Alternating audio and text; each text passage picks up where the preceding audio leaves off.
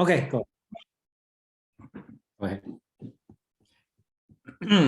Hey guys, welcome to the non-dualism section of this Asian philosophies. Hope you guys are enjoying the Hinduism part of it, as you are enjoying Chinese part of it and other South Asian things as well. So this is great. Thanks, Jason, for setting these things up. So I guess we covered a bunch of things over whatever 3-4 different sessions that we have done on Hinduism, right?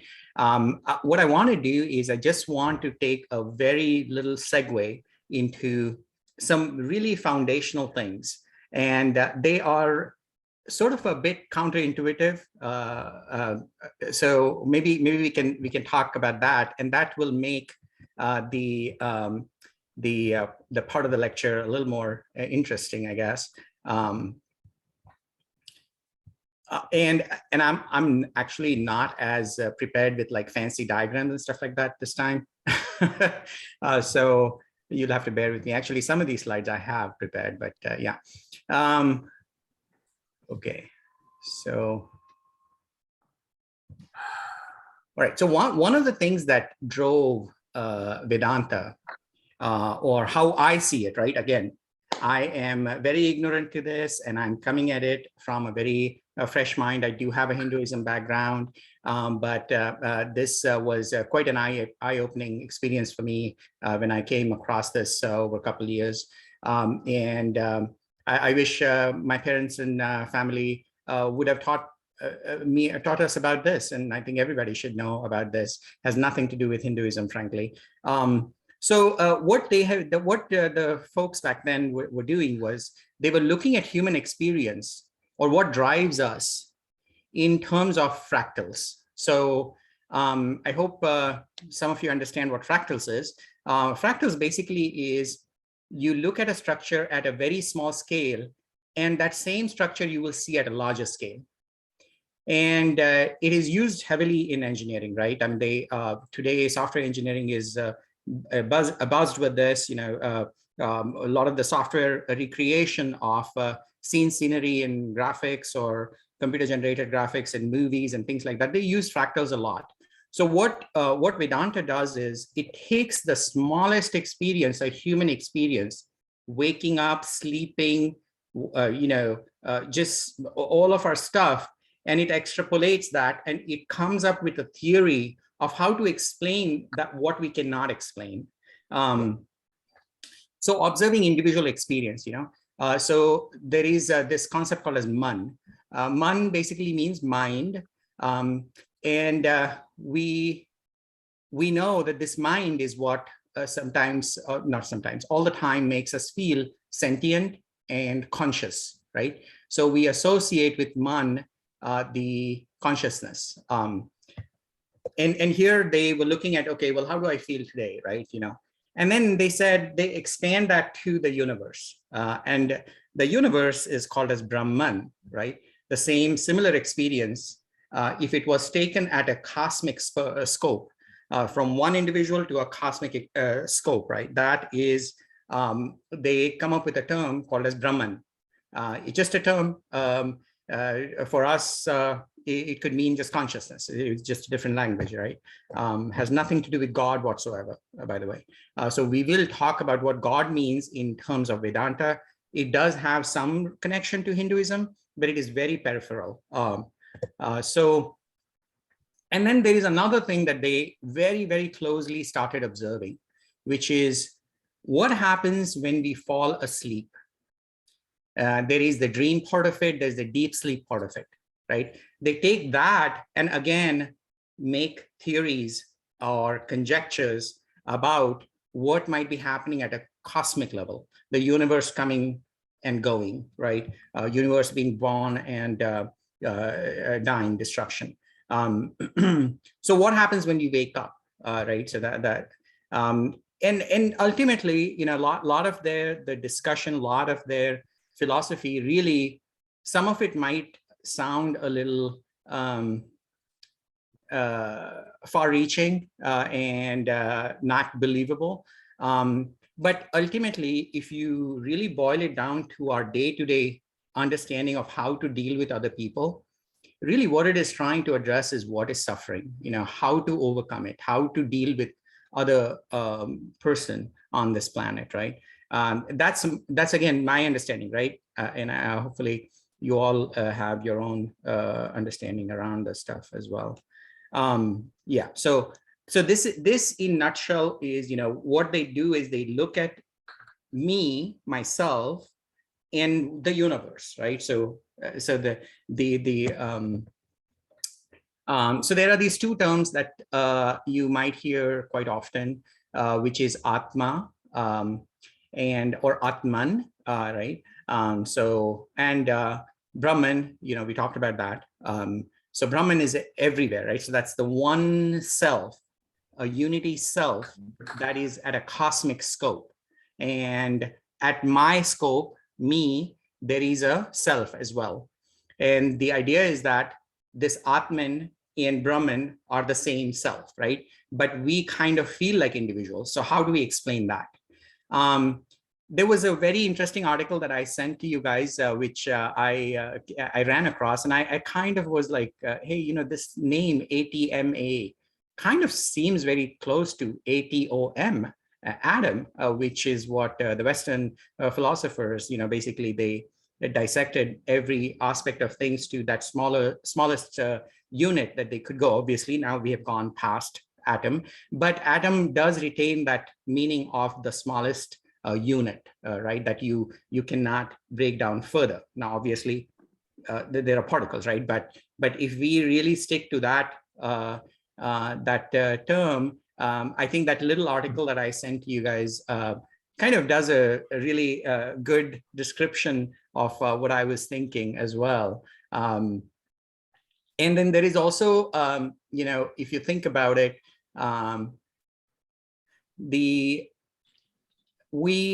if you look at us, right, we have our physical body that we can touch, but then there is also this vivacity, right? We have life, we have a certain thing about us, which, think of it as the energy. And there is also the mind, right? We are making up stories, we are looking at things, interpreting, judging, lying, whatever, all kinds of things.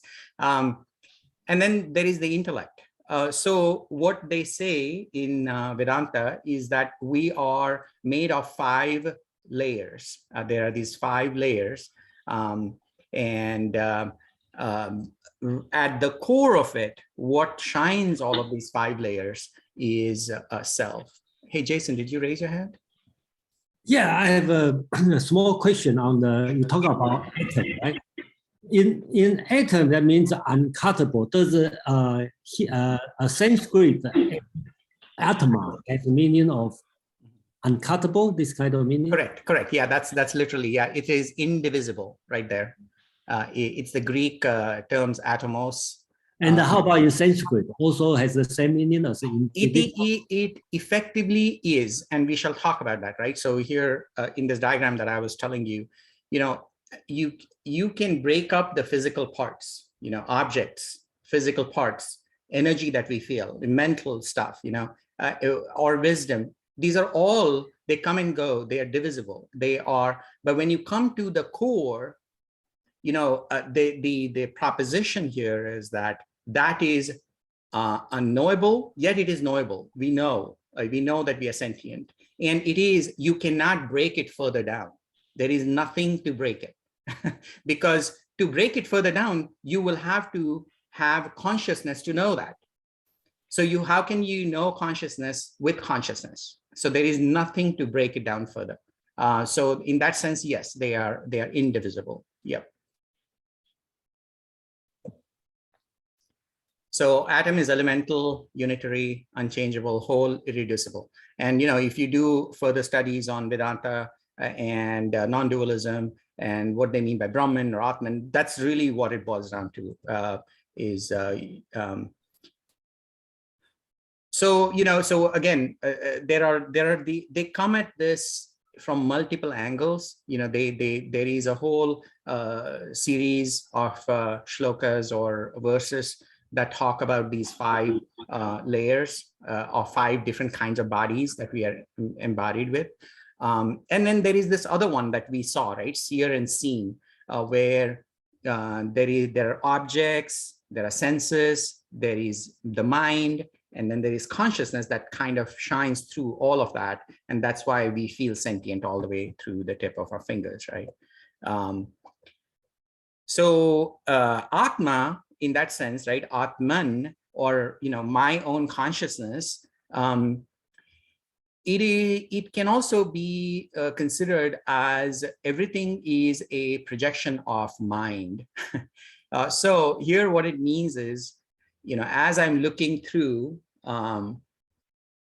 the reflection of this computer is telling me that it is a computer. And, there are people who are listening to me.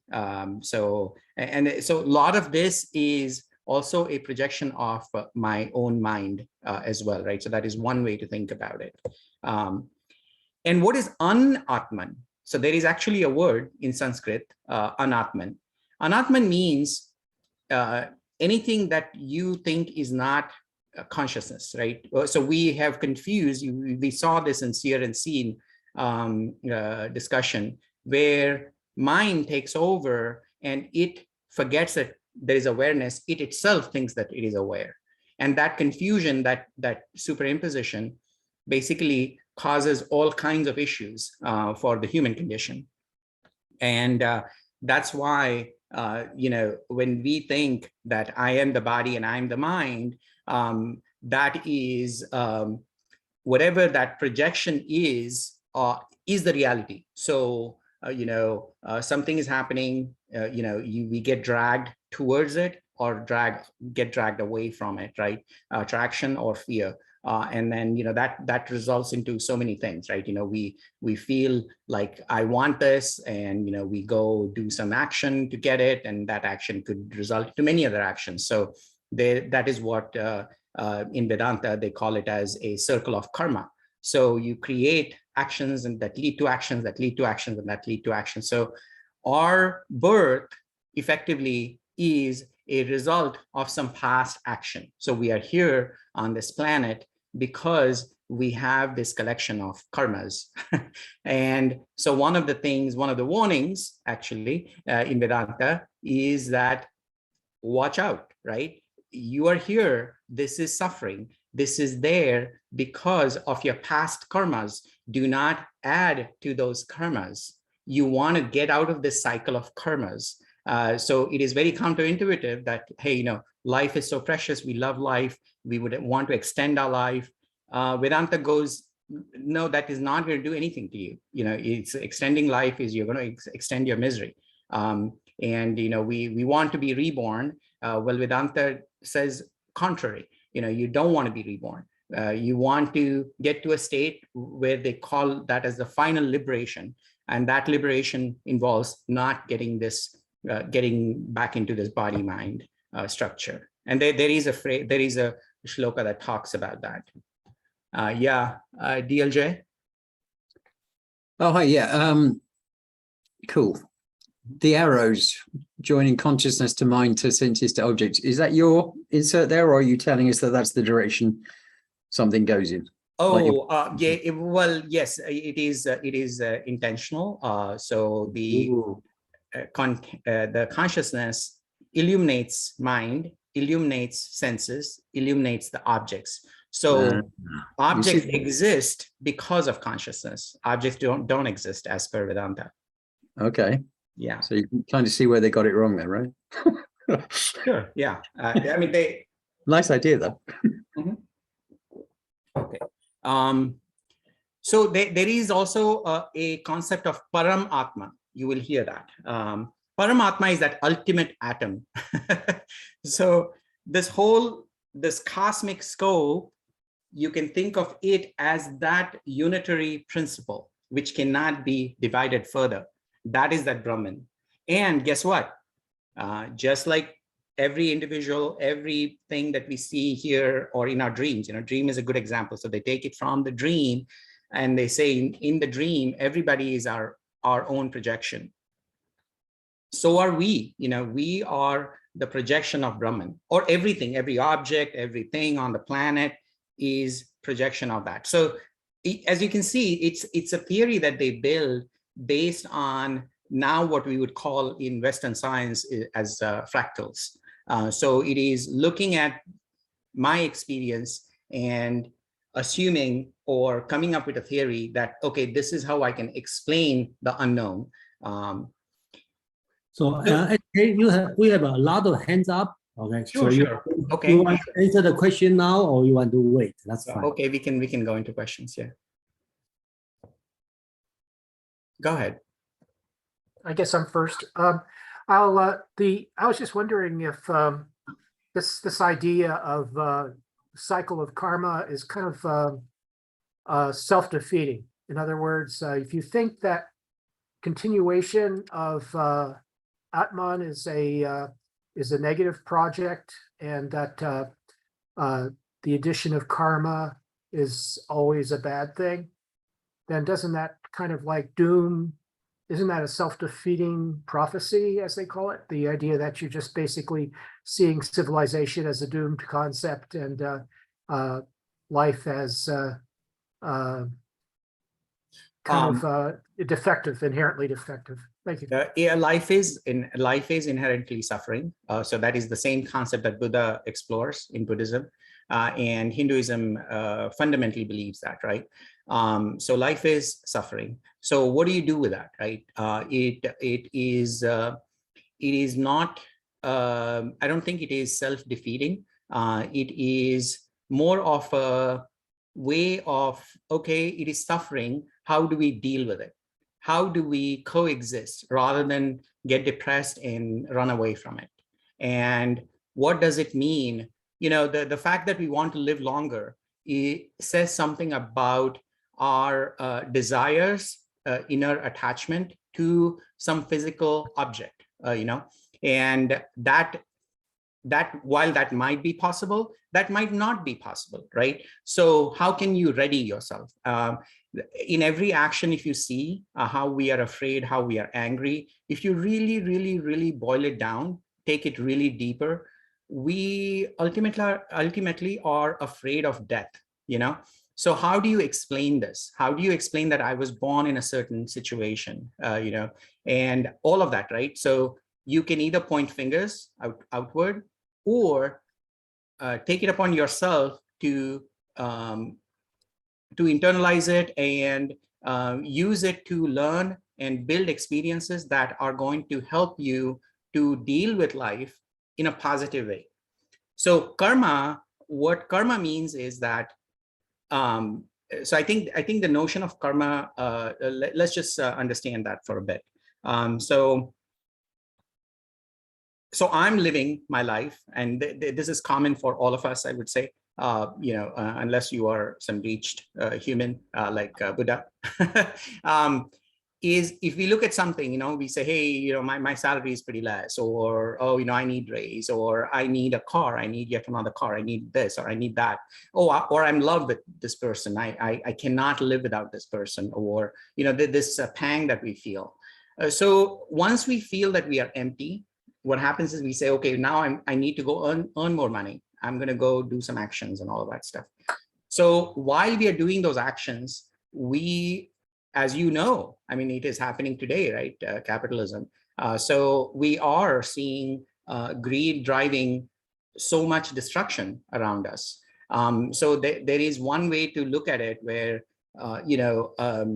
it's a karmic reaction in a way, or it might be karmic new actions that is going to come back to bite you later on, right? And then it goes on. It forms a certain impressions on your subtle body, as they call it, which, as per Vedanta, I don't know, I don't have the proof about that, is it stays even after we die. And then the rebirths happen after that, because you need to pay for that karma. And by the way, there is a slide coming up on that, and this author does much better justice than I do. So we'll talk about that. By the way, that picture with the hand in the arm, or the hand, the water in the hand, is basically one of our very revered saints, Ramakrishna Paramahansa, who is also the teacher of Swami Vivekananda, who came to this country to talk about Hinduism in a very mind-blowing way, is all I can say. And so Ramakrishna Paramahansa, he was not a very learned, like from worldly point of view. Definitely didn't speak English, but his examples were pretty, he was considered as almost as close to Buddha. So one of the things he says is, hey, you know, sometimes when you look at the lake or a pond, you might see that the water is murky or green or blue or whatever, right? And you would assume that that's the color of that water. But when you go closer and you put your hands in it and lift it up, the water has a different color. It's fundamental nature or whatever that is, and you mistook that. So what this is pointing to is the limitation of our senses. Our senses perceive something and we assume that that is the truth until we dig a bit more deeper. And that is also the concept of this atom or Atman. Now, when he was talking, obviously, this was early, I think late 1800s or something. I don't think, maybe there was the theory, but he was not aware of all of the atoms and all of that stuff. But he was just making a case for common man as to how do we misinterpret things when we do something like that, right? So he gives that example, which I think is so beautiful. So non-dualism is about reaching the moral of our life's story. So this is again my take of it, right? So here there are these theories and things that are built about karma, rebirth, and all of that stuff. But really what it boils down to is every day something is happening to us. And non-dualism, what it does is it gives us tools to reach to the essence of what is going on. How do you learn rather than put the blame on somebody else? While there might be some fault on the other side, but then what would you do? All right. They give examples of fire. Fire has the fundamental nature of being hot. A snake has the fundamental nature of being venomous. A lion has the fundamental nature of being fierce, and it'll bite you, it'll kill you, right? So how do you deal with that, right? So so you will be coming across human beings like this. So what do you do with that, right? So wakeful, dream, and deep sleep. These are the three states that they talk about, and then they kind of associate that with individual and cosmic. We saw about that last time, where Brahman, when it is its dream state, that is where it is making this playful thing about the world. We come out of that, objects come out of that, and then it goes back to sleep. Now they also say that just like how we wake up and we say, oh, that was a silly dream, we know that dream was false. One of the things that they want us to consider is that every day that we wake up, our wakeful state, treat it as a new state. People throw around this terminology about be here and now. And here, non-dualism gives us the tool as to how can you break, yes, there is a continuity. Sorry, I can't see people raising their hands. So Jason, you might want to tell me.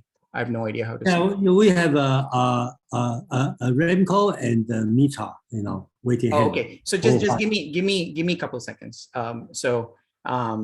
They want us to think of the wakeful state as a fresh state every time. That way, the past is not influencing how I'm doing things today, influencing mostly in the bad way. You can obviously learn from whatever you have done in the past and use it for how you want to go about it in future. They also talk about I am a person, but I also have a layer of father. I have a layer of husband. I have a layer of son. None of those, that is a reality. those are roles, and those roles are dependent on some other person. Like my son makes me a father, my wife makes me a husband.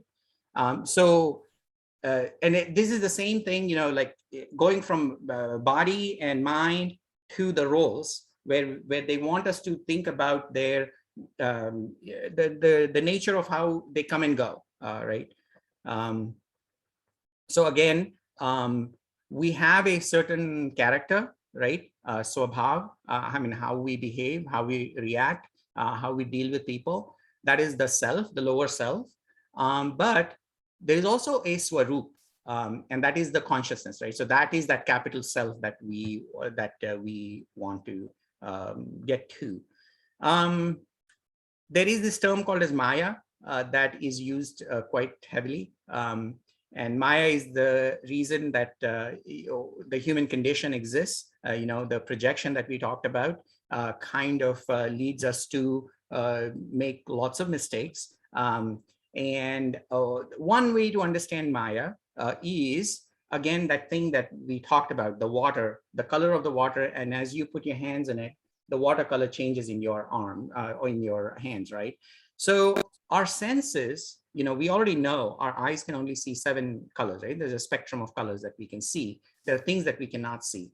Same is the auditory, same is the taste, we can only taste certain things. So the point is that when we make decisions based on what we see, what our senses are telling us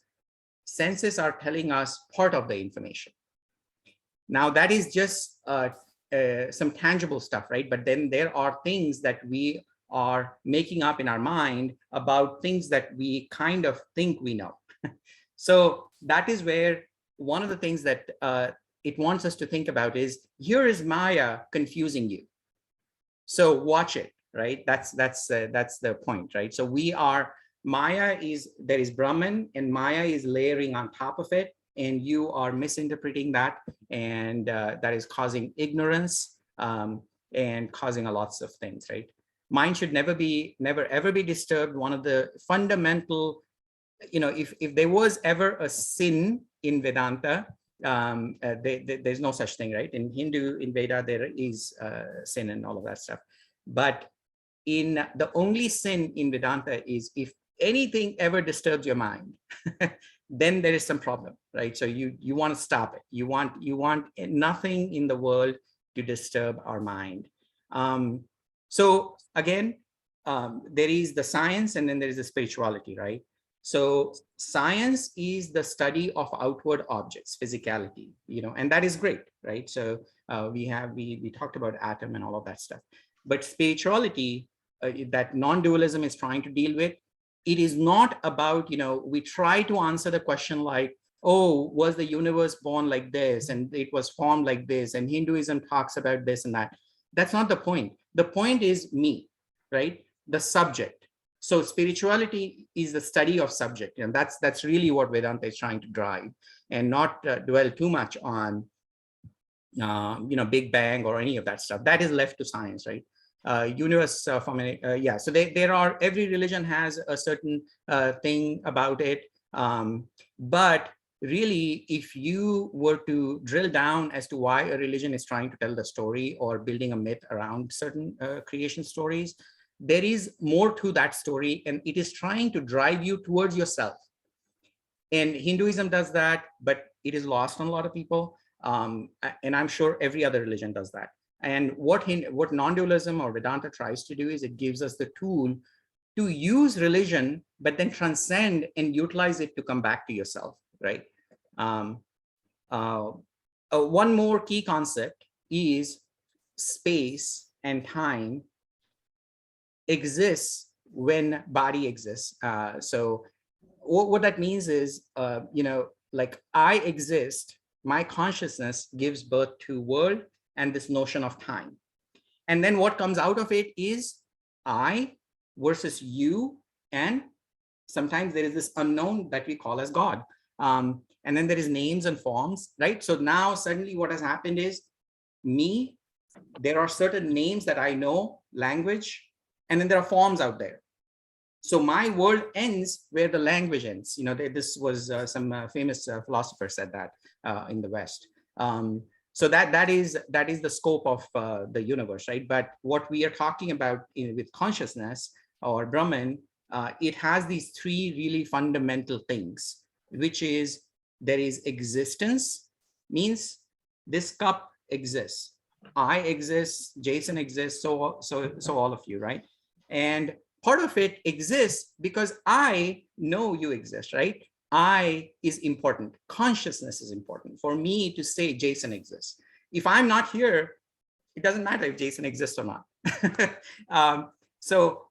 Chit, awareness. So Jason exists, but my knowledge of Jason, my awareness gives me, it's different than, let's say, this cup is looking at Jason. This cup doesn't have the awareness of Jason, so it cannot do anything with it.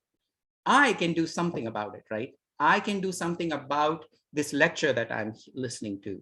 There is something going on. And what all of this results into is some kind of bliss, right?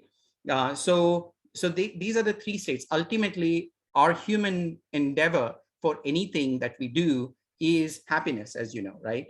Now, the happiness that we are always driving towards is pleasure, which stays and goes away, right? Comes and goes away. And we are in that circle constantly. But we are fundamentally looking for that infinite bliss, which is what our consciousness is made of. And that is the bliss that they are talking about. Ananda also has another pronunciation, not pronunciation, but there is another word which is very similar to this, Ananta, with a T. Ananta means infinite. Ananda means bliss in this case, right? So which is interesting, I thought. There's this one other thing.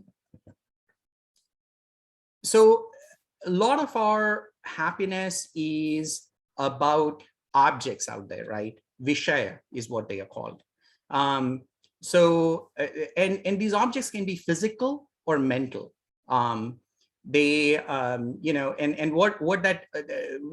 boil down to these 5 different things, basically, as per some theory that I read.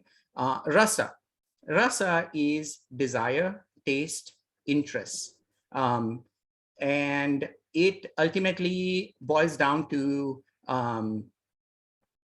rasana is what they say, which has to do with our tongue, and we'll talk about that in a little bit. But then there is the shabda. Shabda is the speech, and we have words for objects, and once we have the word, we have certain interpretation about it, and our interpretation now suddenly limits what that object might potentially be.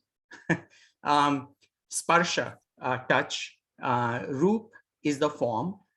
So a certain form will give us some pre-notions of what that might be. Gandha is smell.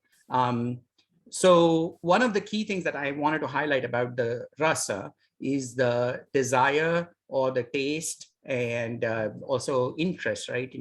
Those things can be quite futile in a way, because you might think that, oh, I'm doing something really interesting, and I'm getting all these accolades and all that stuff, and I'm getting so much joy as I'm playing the guitar and piano or whatever, right? All of that stuff. Or I want to eat certain kinds of food, right? All of that. But that is, again, that pleasure that is not going to stay with you for a long time. And then there is also another aspect about this is your desire to respond. Like you want to respond to something, react, and that can also be a problem. Let me see where I am with this. We talked about this karma where, limited me, lackingness, and action to satisfy oneself. And, that leads to success, failure. And, it usually leads to, if you're successful, then you become more greedy. But if you fail, you become angry. And then you are continuously in that cycle, and you could be hurting other people. Again, building the karma that is going to bring you back to this life, right? I think we're part of a greater wisdom than we will ever understand, a higher order. Call it what you want. You know what I call it? The big electron. Big electron. Whoa. Doesn't punish, It doesn't reward. It doesn't even judge. It just is. And so are we for a little while. So that was interesting. Anyways, so let's go to questions. Yeah, Remco and Mitra have hands up for a long time. Okay, Sorry. go ahead. Right.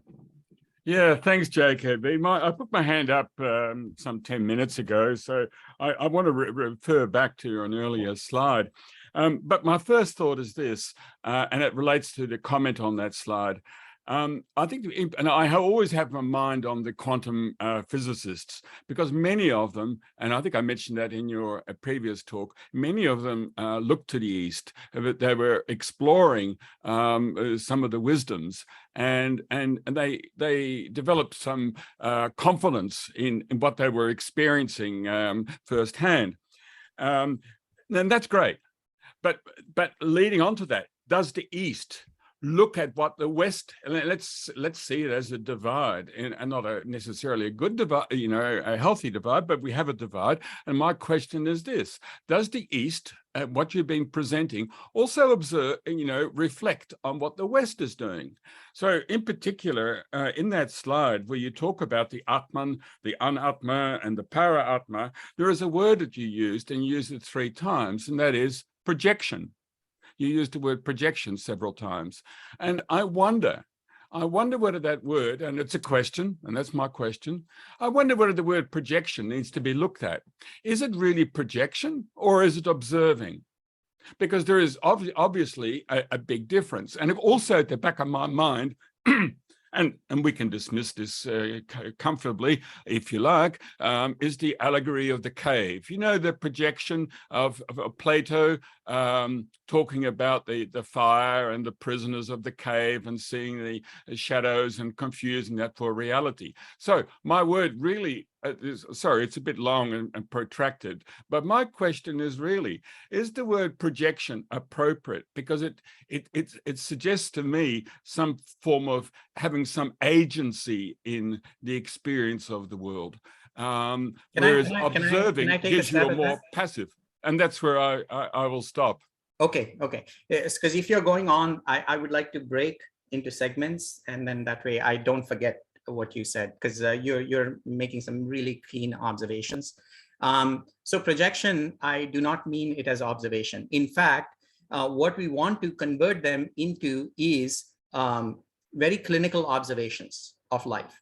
What happens is projection basically means is, unfortunately, whatever we see, first of all, we have consciousness. Consciousness by itself cannot do anything. It needs the body. So it needs the mind and the senses and the objects, right? So it needs all of that mechanism, the instrument, to interpret the world and reach the knowledge and the bliss, right? So now what happens is, most of the time is because the senses are telling you certain reality that is out there, and you assume that that is the reality. And most time that might be the case, but many a times you forget that, your senses are limited in what they can capture. So what happens is, I'm just talking about the physical senses, but then there is the mental thought process, right? So those thoughts are also considered as objects, by the way, in Vedanta. So those thoughts come and go about a certain person, certain things in politics, or a certain war that is going on that you are not physically there. So what you're doing is, your life experiences are taking that physical experiences, that physical reality, or that thing that is coming through the senses to your eyes, and you're projecting a certain reality that might not be the case. And that is in fact Maya, right? So there is a certain observation capability that we have. If we stick with that, life would be happier. But what happens is, mind comes in the middle and it says, look, what you're seeing, that, remember last year, that's what happened. Boy, those guys are horrible, or something like that, And so there is that projection. That is where Vedanta is wanting us to kind of, how can we curb down mind, right? So I have certain slides. I'm not sure if you're going to be able to get to that. Might be third or fourth lecture, Jason. But yeah, that's in nutshell what I would say. Maybe we go to the next person, Mitra. Yeah, I think I also raised the hand around that time on this slide. So it's interesting that you're trying to cover a whole lot of things, which each of which is going to take hours, or days maybe. So it's kind of difficult to understand, but at the same time, I found it interesting that you are, for the first time I'm seeing these concepts are being explained in a reductionist point of view, like atom. And while Brahman, the word Brahman comes from brew, from the root brew, which Vastness, means yeah. expand, which means expanding and vastness. And so that's interesting. I mean, even the Panchakosha that you show, the physical is in the outer layer, while in Taittiriya Upanishad, it is the, I have a slide on that. It will basically turn upside down. Yes. yes. So it should be. So no, but again, I think one thing you have to understand is we all come from different backgrounds here. Every so often I will get somebody who is from India, and there is a certain understanding. So I have to kind of make sure that I'm bringing people along with me. So I don't want to go into a deep dive philosophical place. I would rather have everybody experience the concepts, at least superficially, because ultimately, if any of this triggers, you don't need me, right? You can just go on your own and explore this. And this whole idea of physicality, the koshas and how it is explained in, so my approach to this is not, what is the word, purity? If that's no, let's not dwell on that. I mean, I just wanted to point out that it looks like we are getting into a reductionist point of view, which Vedanta and Upanishads try to, they just have the opposite view. Again, but the big disclaimer I have here is I'm ignorant, and I am interpreting this the way I see fit. I agree. And also I am utilizing this for my life's experiences, and it has certainly helped me understand human beings in a much better way, I would say. But no, again, I understand. People can explore on their own. I understand completely, and I found it actually interesting because I have never thought of in that way. So it's actually an interesting way of explaining. That is why, you look at all these little books, right? Seer Seen. There's only whatever number of things. There are books written on that, right? Drigdrisha Viveka. There's books written. People have written interpretations upon interpretations upon interpretations. That's the beauty of this. Yeah. So let me just complete, because there are quite a few points that during the discussion that I had. The other thing I think James was asking was about karma, and he seemed a little uncomfortable and slightly, I don't know the word he used, but it was like a little negative connotation on why this karma thing, or some negative connotation. Self-fulfilling prophecy. Yeah. Sorry. Yeah. Self-fulfilling prophecy. Self-fulfilling. Okay. So just a word about that is, in any religion, you take Christianity, Muslim, Islam, or Hinduism, any religion, you do have an eschatology, right? What happens after death, right?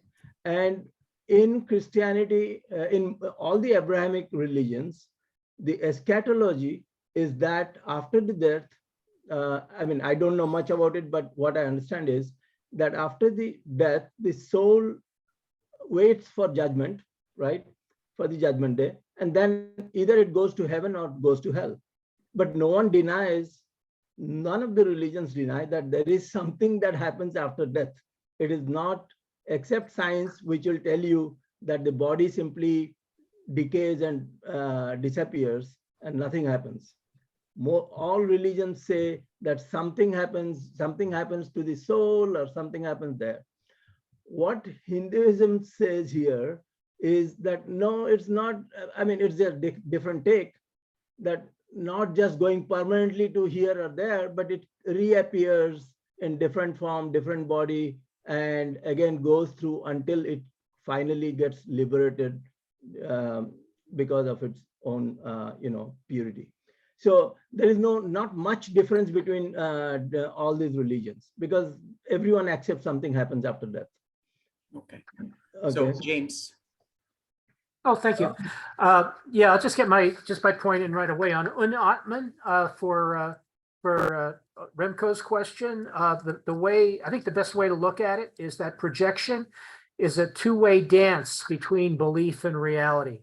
So this is actually belief. Belief isn't just something that's outward, and reality isn't just something that happens to us. It's a two-way dance. So that's the way I look at that concept. Okay. So Elena. Yes, hello, and I'm joining the discussion at this point. So let me just ask this question. So I'm looking at the graph, and what it says that there is Atman, which is consciousness. Everything is a projection of mind.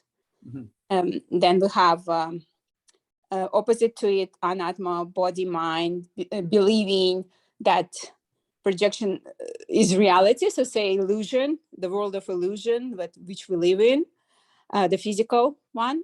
And then Param Atma, ultimate consciousness, everything is a projection of Brahman. So what is the, if when out of the illusion, body, mind, we go into Atman, projection of mind, how is it different from projection of Brahman? Is it also like another say level of illusion, and then we go into projection of Brahman, which is ultimate reality, ultimate consciousness and the self itself? Like, would you please just expand? Yeah, so again, if you can hold your question for a little bit, because I'm going to cover some more concepts, and things will be a little bit more clearer. These were just some interesting ideas that I wanted to quickly throw here.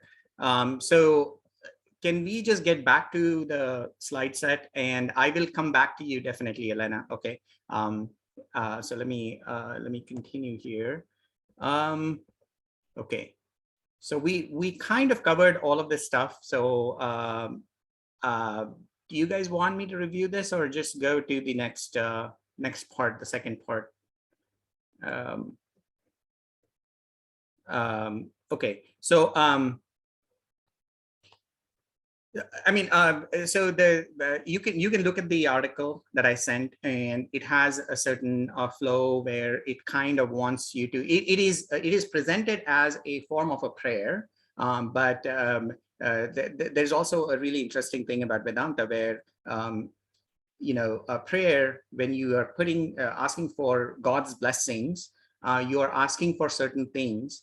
There is a way to ask for physical things, but here the person is asking for something that is even more precious, that we don't know that is precious.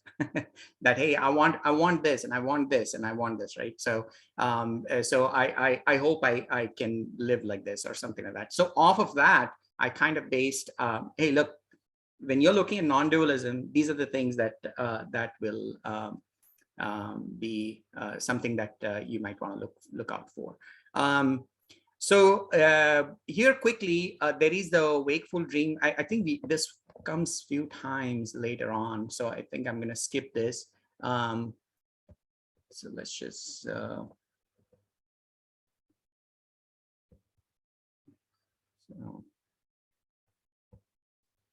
you guys probably remember some of this, maybe. It doesn't get impacted by change. So here is the thing that Mitra was talking about. So it is, we think that consciousness is inside our mind, or mind is inside our body, but it so happens that it would be the other way around. World is real, world is illusion. Those two concepts are quite useful to deal with life situation, right? So world is not me. I am definitely not Brahman. We desire and seek worldly objects and pleasures, leading to more suffering, right? So if we think that world is real, we are far removed and shut off from the world. So because we think that this limited me is it, my house is it, my family is it, everybody else is my enemy, or somehow they're suspicious, But when you look at this concept of world is illusion, so world is you, Brahman, and how does this help, right? So so there are these two things where,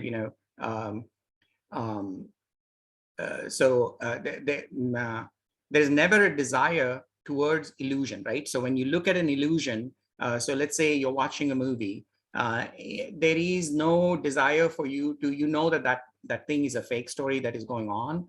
And so there is no desire. So the idea ultimately is how can we reduce the desires towards illusory things, or towards here, everything in the world is illusory, right? Also, when you take the whole world as yourself, right? You have expanded yourself when, this might explain the question earlier on from Elena. So I look at myself and I say, okay, this is me, and I have a consciousness. So the diagram that consciousness is allowing me to see, but what Vedanta is trying to say is that consciousness is unique everywhere, right? So the fact that I can project, I can see, and that object exists, and the way they want to phrase that is, it is the same consciousness that brings that object into existence, and your awareness is trying to interpret that object. So in effect, everything is consciousness and everything is the same. Now, why is that useful, right? So when, if you look at just your body, right, left hand, right hand, again, speaking of fractals, they look at our own experience and they say, if you treated the world like this, you would not hurt the world, and the hurts from the world will not hurt you as much, right? So left hand, right hand is me. There's no desire for either. You don't say, oh, you know what, I like my right hand better than left hand. That never happens, right? It's just there, you feel like they are important, but there is not even like, oh, you never say, I love you, my hand. So that doesn't happen, right? So the idea here is that you want to expand your me to include the larger space. And that is where the concept of this Atman, Paramatman, and also Brahman, right? It will give you some tools. Now, do we know that for sure? No, I don't know for sure, right? The idea is that it is a theory, almost just kind of like, the string theory, right? To explain the smallest object of the universe. Nobody has seen that, right? So, but we have to come up with something that is an unknown. We come up with that. Will we ever be able to measure that? Potentially not, because our instruments will be in a certain dimension that we will never be able to explore. So what was that book, Jason? I forgot about that book, the dimension related book, the British author. Okay. From the Aaron, right? Yeah. Yeah. Let me show you the book. Yeah. So, but there, what happens is there is a world of two-dimensional characters. Flatland. Yes, Flatland. Very good book. Beautiful book written in 1800s. This guy, I don't know if he studied Eastern philosophy or not. He's a British. He's a high school teacher. He's a high school teacher. And he wrote this amazingly beautiful book, and it captures the essence of Vedanta, in my opinion. There are two-dimensional people, and those two-dimensional people only understand two-dimensional logic, right? They will look down upon a single-dimensional character because there is a line, and now they are squares and rectangles.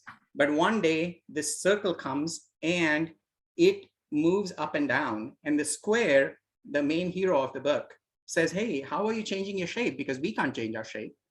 So he says, the sphere says, hey, look, I'm sphere. And the guy says, what is a sphere? Because that word doesn't exist in my vocabulary.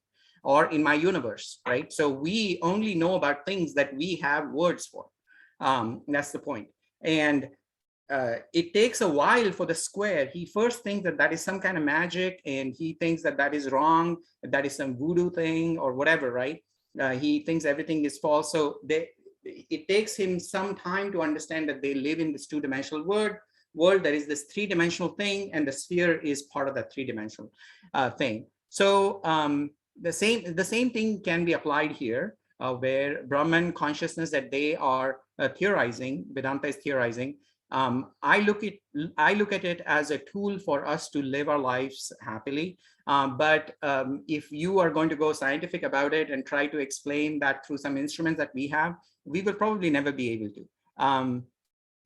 So the concept that world is you helps us to love each other, just like we love our hands, right? That's the point. And the idea is that, again, no desire. So if there is any desire left, then we are, so the measure of self-realization is, if there is any desire left, then we are far away from the truth. So let me just go past this a little faster. Okay, so I think I was here somewhere, I believe. This is the last slide, I think, yeah. So the idea was to reduce the impressions on mind, and we want to move towards subtler aspects. So what does that mean?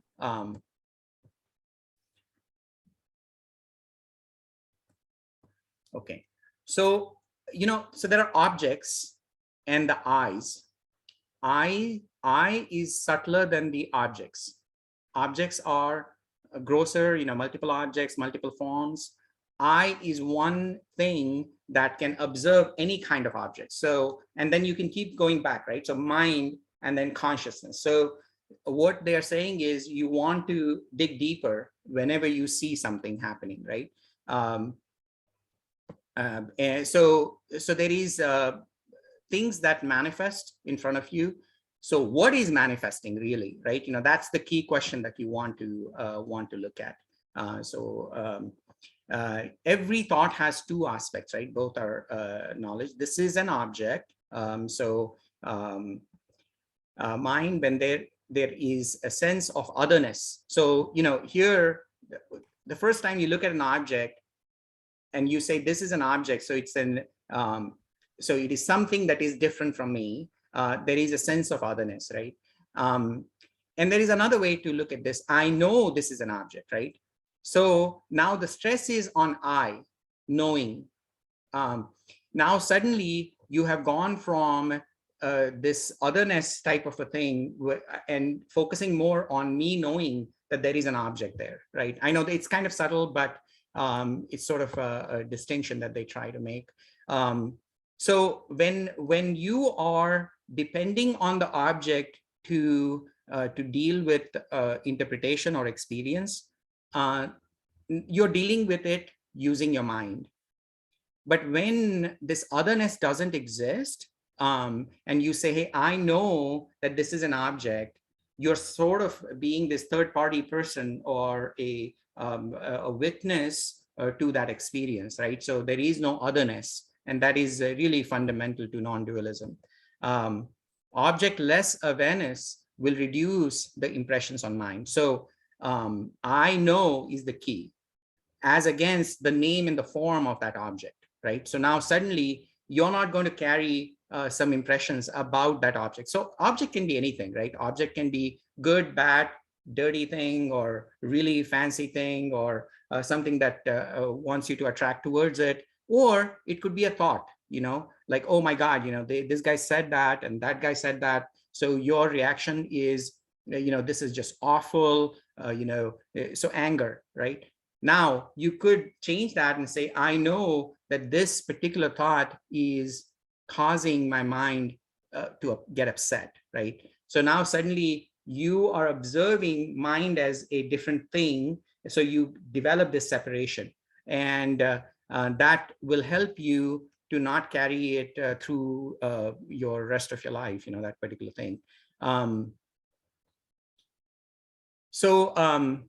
the dwelling on past, right? So that is really one of the biggest feeder for mind.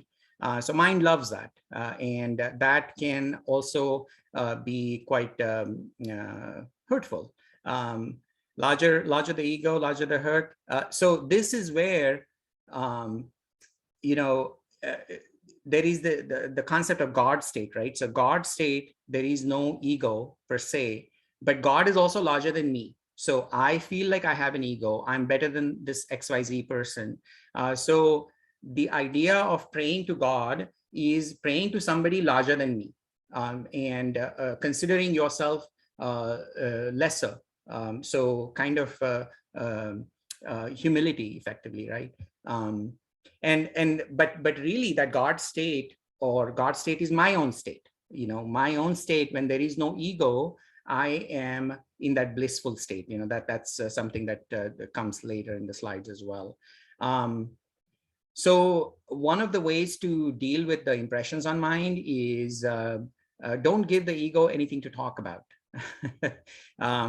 So again, later part, mind will say, hey, past, future, or two objects. Oh, look, that object is brighter than the other object. So there is this duality, right? Mind loves that, and ego thrives on that, right? Whenever you bring the mind to concentrate on one single object for a really long time, which is what yoga wants you to do, concentration wants you to do, meditation wants you to do, mindfulness wants you to do, right? All of these concepts are how to slow down the mind. And slowing down the mind, one of the key things Vedanta observes is one object, right? Single object. So now suddenly that single object, really starves the mind, and it wants to then get confused, but then you want to stick with it, and then eventually you want the mind to focus on mind. So mind is focused on an object, thought, but then you say, look, mind, observe you thinking of that thought. So suddenly when you do that, now mind has really started dwelling in consciousness. Ultimately we want to dwell in consciousness. Most of the time what is happening is we are dwelling in our senses. One of the earliest lectures that we did was Kathopanishad. Kathopanishad, what happens there is they talk about this chariot. You have these horses, which are effectively the senses. The reins is the mind. The driver is the intellect, and you're the passenger. And the whole body is the whole chariot. Now, if the senses is driving your body, it is going to go haywire, right? So you want your intellect to do the right thing. You want to tell your mind to shut up, basically, and control the senses. So effectively, the control needs to go from the intellect all the way down, right? And that is when the chariot is going to be a happy place, or our body is going to be a happy place. Our thoughts and mind will continue. And in this slide, I call this thing as whirlpool, and I'll explain that. Easy to lose into the world, right? So here, when a particular thought drags you down, that negative cycle will take you down into places that you probably don't want to be in. So this is where you want to pull yourself up and think about higher aspects. That is what that subtler aspects mean. Like how can you get yourself away from the situation? Just give me a couple more minutes. So this is a famous slide that yoga people might relate with. So in the bottom 3 layers, you're dealing with worldly things. So when you have that situation, you are either getting pulled into different whirlpools or different things that are hurting your mind, and you are doing something about it. You are creating karma, you are creating action, all kinds of stuff, right? So that is what is going on down there. And that only whirlpools lead to more whirlpools. You keep getting dragged further down. But you come to this Anahat chakra, or the heart chakra is what they call it. Here, what happens is you realize that there is some problem when I am going out and I am getting angry, and I am getting hurt by something, and I am not getting what, the happiness that I'm seeking, you realize that, oh, maybe the happiness is not outside there. There is where you start questioning about what is my accountability in all of this, right? Now you are becoming the seeker that they call in Vedanta. The first three states are, you are completely worldly, you have no idea how much pain you are in. But when you come to this place, the heart chakra, this is where that little kid in Kathopanishad, he goes to, his father says to him, like, go, you're dead to me, effectively that's what he says, because you insulted me in front of everybody, I want you to go to death, basically. And he happily goes there. And he has this great conversation with the god of death. And the kind of questions, the god says, hey, don't ask me all of this stuff. How about I give you a ton of wealth and, multiple lives and all of this stuff. And he says, no. Tell me the secret of happiness and tell me what death is. Tell me what happens after death. So this is an inquiring mind. And now you're asking questions that are relevant to your self, your well-being. And then, you start reducing the whirlpools that are impacting you, where you're not pointing fingers outwards, but now you're protecting yourself from things that might be impacting you. Now you're becoming wiser to life situations, and the amount of whirlpools that might be impacting you will keep on decreasing as you go up there, right? And the whirlpool-filled river or whatever now suddenly looks like a serene little landscape, right? And at each of these different stages, there are different kinds of things that are recommended. They talk about that in Bhagavad Gita and all of these things, but that's effectively what this, and we will talk more about this if we have time. So let's see. I think Joe has hands up. I think. Yeah. Yeah, I mean, I think it can hold up. I mean, because it was something in the Bhagavad Gita that we covered with this idea, the field and the self and the knower of the field. And I was just wondering how that actually related to the slide that you were just on. Yeah. So yes, there is the object, subject, and then there is, person who is learning from both of them, right? So yeah, that theme is going to continue all along. So yeah, if you can hold your, I can hold up. Yeah, I can hold up. Yeah. Okay. So yeah, Bhagavad Gita also talks about this, where there is, and this book also talks about it, is, there is not one way to go about this, right? So there is multiple ways to go about this. You like yoga, you like praying to God, or you like action, like you want to go out and work. So in all of these things, there is a certain approach that they talk about, which is, hey, if you are one of those people who want to earn $1 million or, make a lot of money, work, and that is what gives you satisfaction, one of the things you could do is, humbleness, right? So even if you're the CEO of the company, you might want to ask everybody, or, your attitude towards any problem would be, hey, how can I help you? Be it even a janitor. So that will help you control your ego, watch your ego. And there's nothing wrong in making a ton of money, is what Vedanta says, right? It's okay. As long as you're not hurting your mind and other people. Balance is the yoga, or concentration is the divinity part of it, right? Where you are saying, hey, I'm going to curb my ego by praying to this God who I think is the larger ego than me. And that's how I make myself little and come to a state where I realize none of this is like as important than this one action of praying to the God, right? So that is one other way. So again, there is also the concept of concentrating your mind to that one object. So God becomes the object, and that is okay too, right? But the idea here is, with any of these things, you're again going outwards. So you can do that for a while, and then you will come to a place where you will get tired and you want to move inside, and you come to that anahat stage or the heart chakra, where you say, hey, look, there's more to this. There's more to this worship that I'm doing to the God. Why do I need this little thing? I can have the God within me or something like that, right?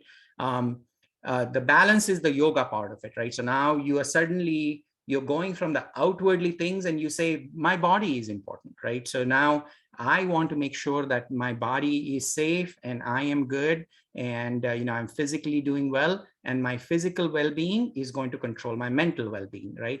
That is how some people take yoga as, but yoga is larger than that, right? So yoga is basically saying, okay, the balance is really about your mental balance. And then all of these things, what Vedanta effectively talks, if we ever get to the last slide of this presentation over a couple lectures, I'll give away the climax, is basically, it says all of this is effortless. We think it is very hard. We have made this into this huge thing where it is unattainable, but there are simple techniques that you can use where you can live happily and not make such a big deal about neither yoga nor meditation or karma or any of this stuff.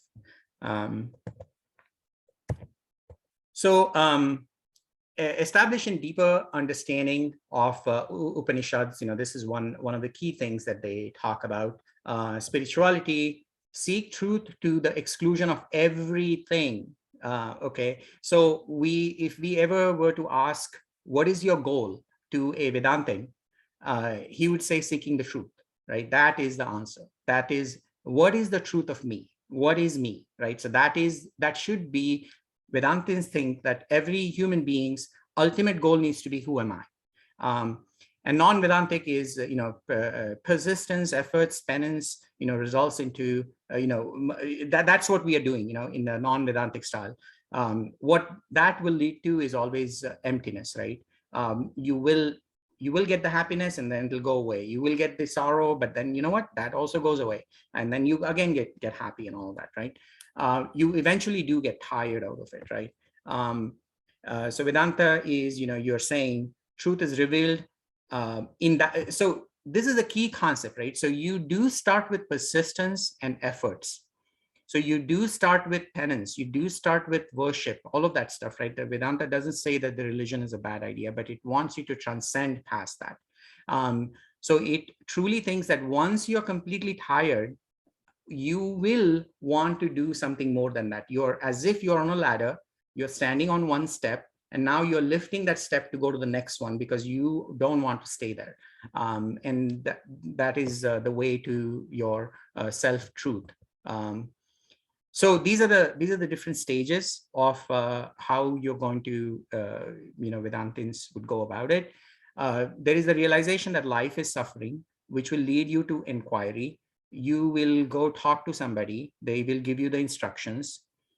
You listen to it, right? You listen to it, then you will have doubts, but then you stay with it, right? So there will be a process of like insisting, forcing it on yourself.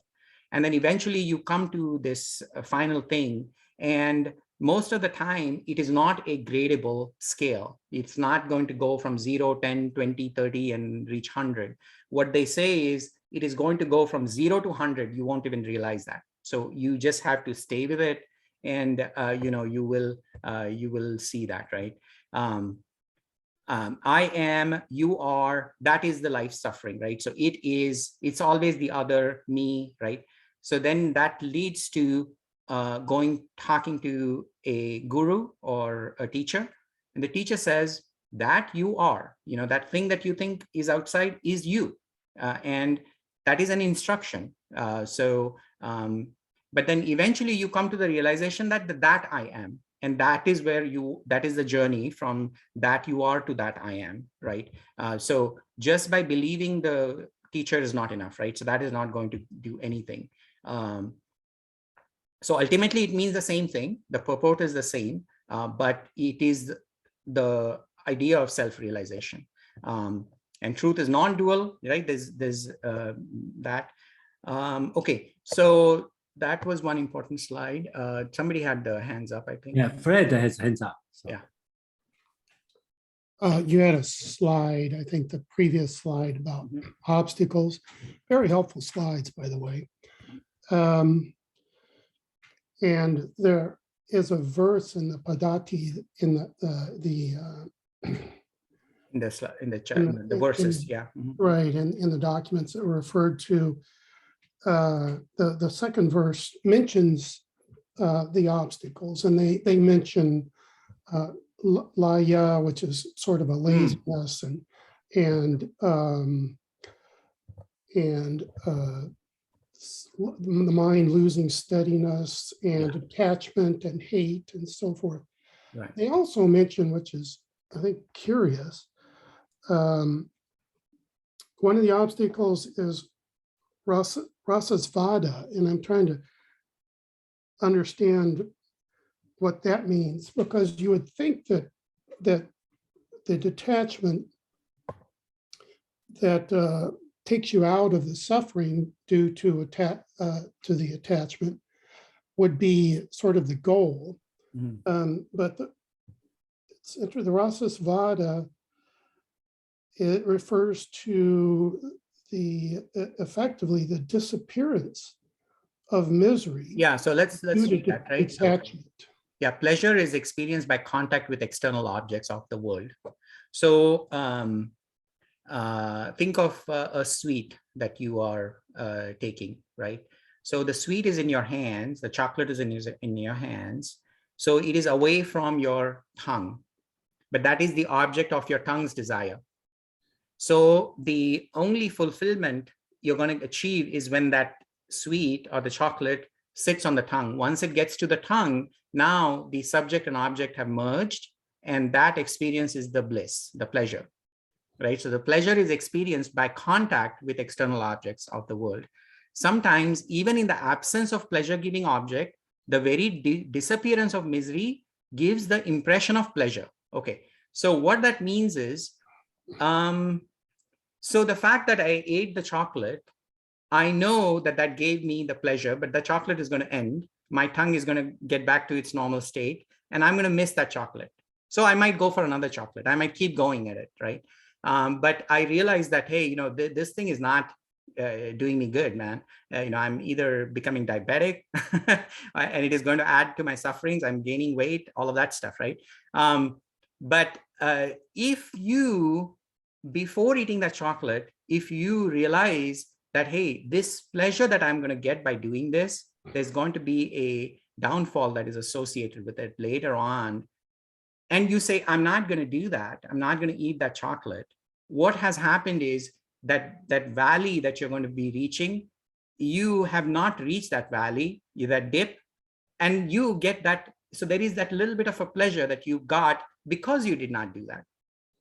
So sometimes, even in the absence of pleasure-giving object, the very disappearance of misery, right? So that misery is that valley that you get after you ate the chocolate. So the very disappearance of misery gives the impression of pleasure. So you realize that, oh boy, I did not suffer. That's a good thing, So every desire that you have, be it with pick anything, anything that gives you ephemeral pleasure, like just for a short time, there is going to be a rise and a down, right? There's going to be highs and lows. And that low is where you don't go into that low. So it is kind of like a positive effect, if that makes sense. One who has been carrying a very heavy burden on his head says he has attained pleasure once he has taken the load off his head. So I think, did you get the rough idea of what they're talking about? The rasaswada is the taste that we get and the happiness that you gain because you tasted that. But then there is also a sorrow that follows after that. So I think I had that in this slide, the earlier slide, where likes and dislikes, mind seeks pleasure or fears from pain, and both lead to suffering. So that is effectively the rasaswada. So it seems like the detachment itself is not enough. To reach Brahmananda, you have to go further than that. Well, it is sort of detachment, right? You are also controlling your senses. So you are saying, hey, look, senses is driving me towards that chocolate. but I know mind, wait. don't take that chocolate. You remember, you got this, right? So you're learning from your experience. Yeah. Thank you. I think you have to sit with this. I think that particular verse is pretty good, actually. Yeah. So did James want to speak? This this just reminds me of my son. When he was 4 years old, he had a cookie that he had never tasted before. It was one of those really good cookies, and he just sort of like ate it very, very slowly. Like it was pretty obvious that my 4-year-old was meditating. Understood. Yes. Meditating, just absolutely just being with the taste Very of smart. the bite, the first or second bite of the cookie, just living in that experience and not wanting to exit from that one bite experience, even though he had a whole cookie in his hand, a large cookie. That's it. You got it. Yeah. So how can you extend the sense of pleasure? But really, even that, you understand that our human drive is pleasure. Ultimately, we are the source of bliss. So anything that is going to give you pleasure, even for like 1 hour to 5 hours to 20 hours or a month or a year, that's not going to last for a longer time. So that is the place where we want to be. Okay, so it is 5:20. Let's keep moving here. Okay, so let's just skip to the next part of this.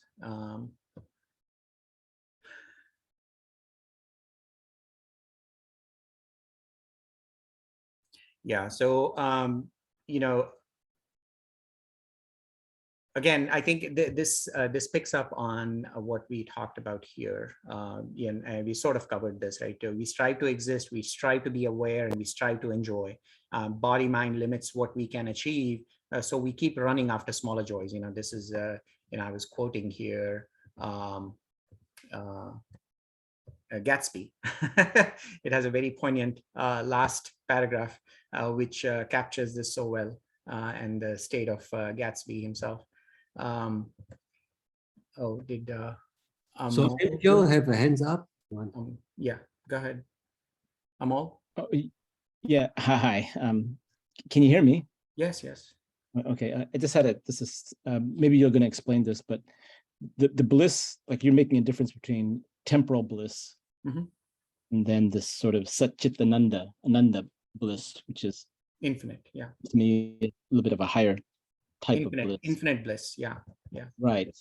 So are you constantly in this state? And this sort of bliss, how is it different than the affective state of, like you were saying, the contact between our senses and the sense object?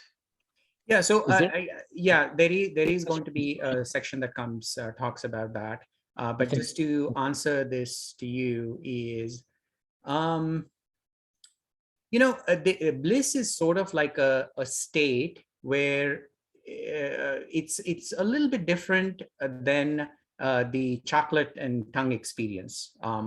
But it is ultimately, that is our goal, where, sometimes when we wake up in the morning, you notice, you have slept through, and obviously there's nothing that is impinging your mind. You have those days sometimes, right? You wake up in the morning and for no reason, you just feel so happy, So there is that objectless feeling of happiness. So here with the tongue and the chocolate example that we talked about, there was an object, there is that other thing.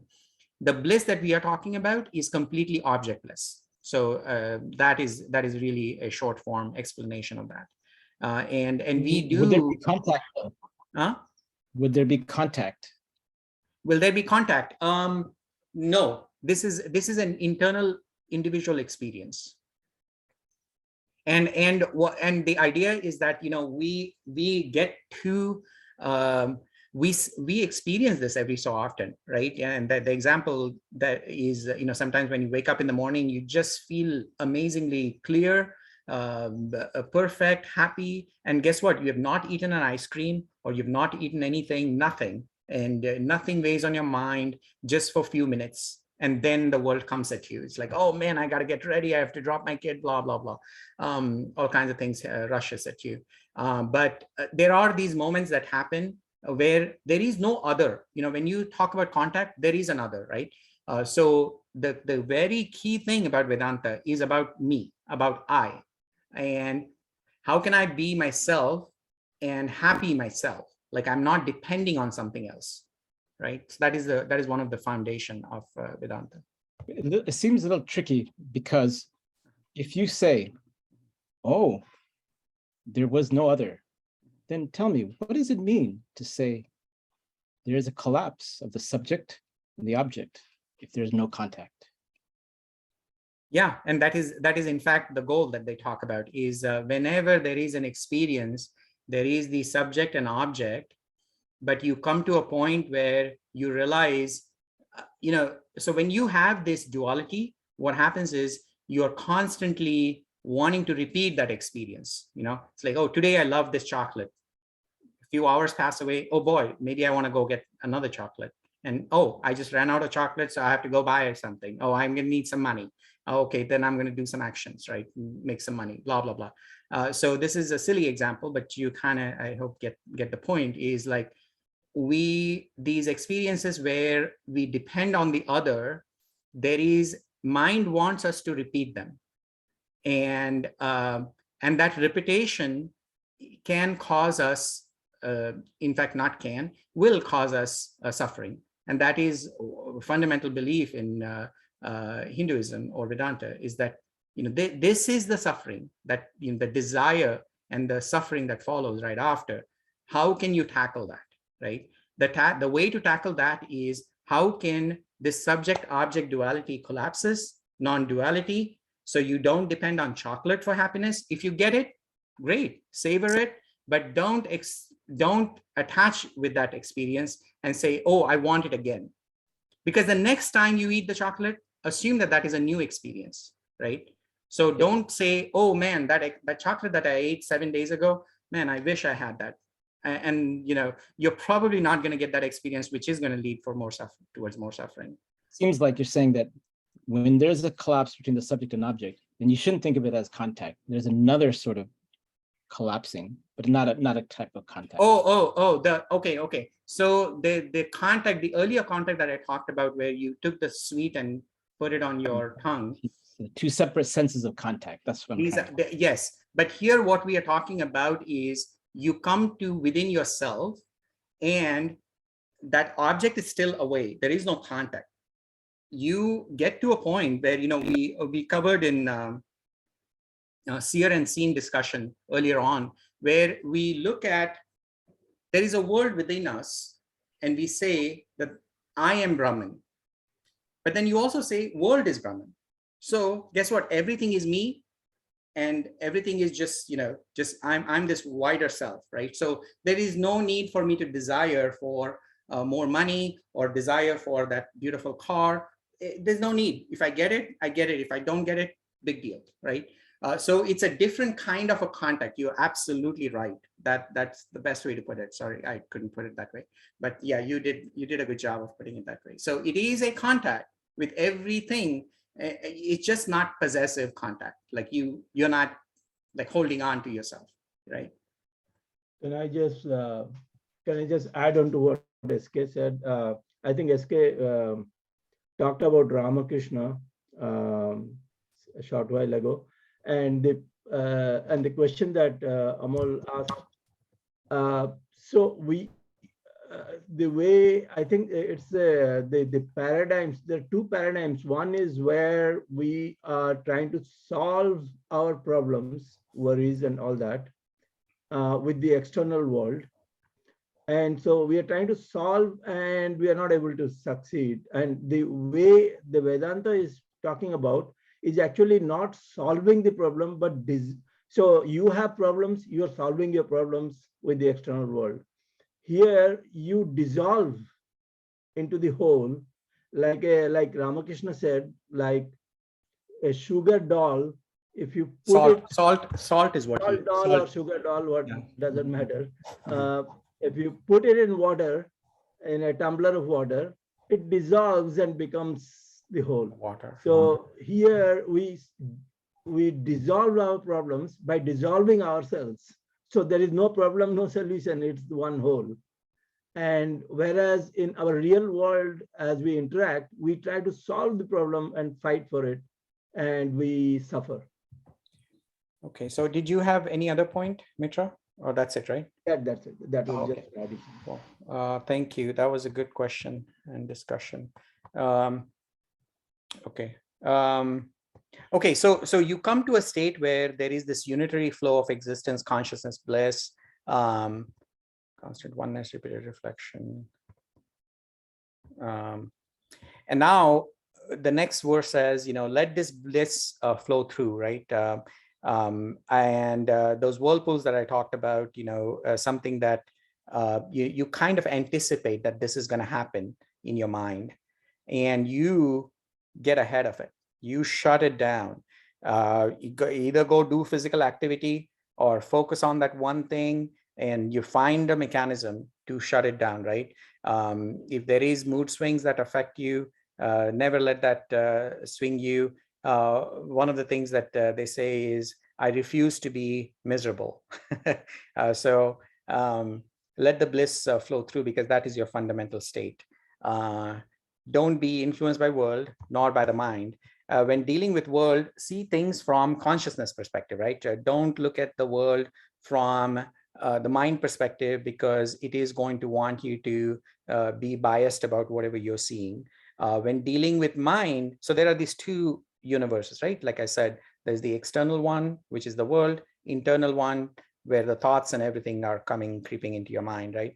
So when you're dealing with the world, you see things from consciousness perspective, right? You say, hey, look, I'm illuminating all of you, actually, right? So my consciousness is sensing your awareness.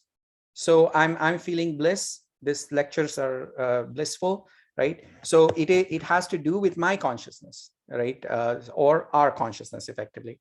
That is dealing with external world. But dealing with internal world, when an angry thought comes, fearful thought comes across, you become a witness, right? That's what it tries to say. And just our day-to-day living, try to stay indifferent to problems. What that really means is it's not about inaction. It's more about not letting it impact negatively on your mind. No anger, no fear. But if you can do something about it, you must, right?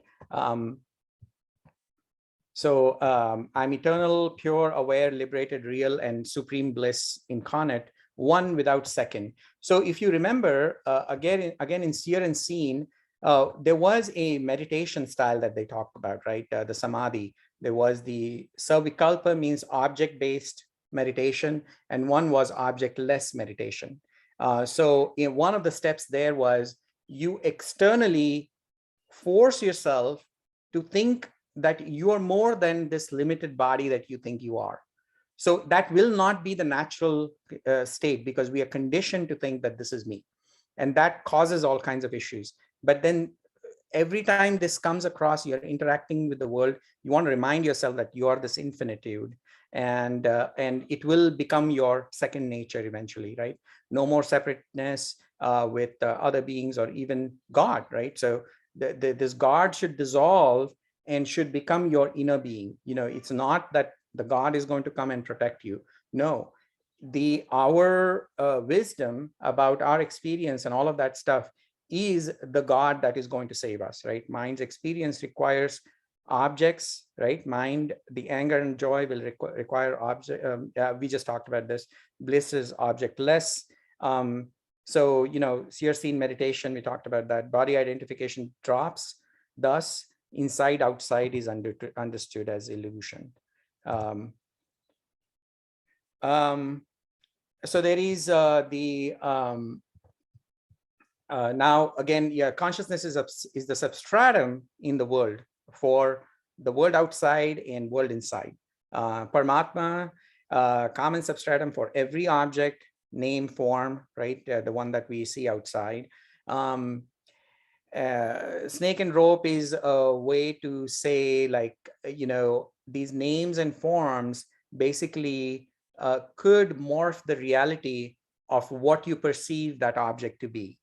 So a rope might come, you might see it as a snake and you would be fearful. But all of who is illuminating that, right? So you want to remind yourself, right? That's the consciousness.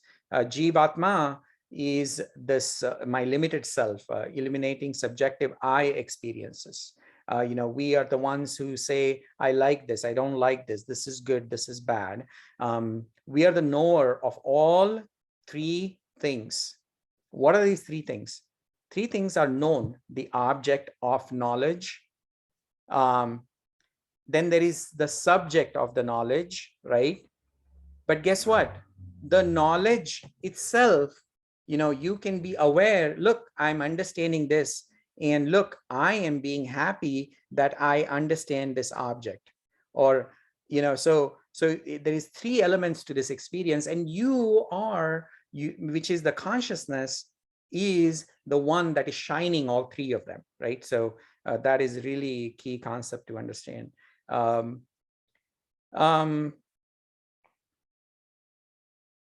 Not weaker, as is misunderstood. Yeah. So So here again,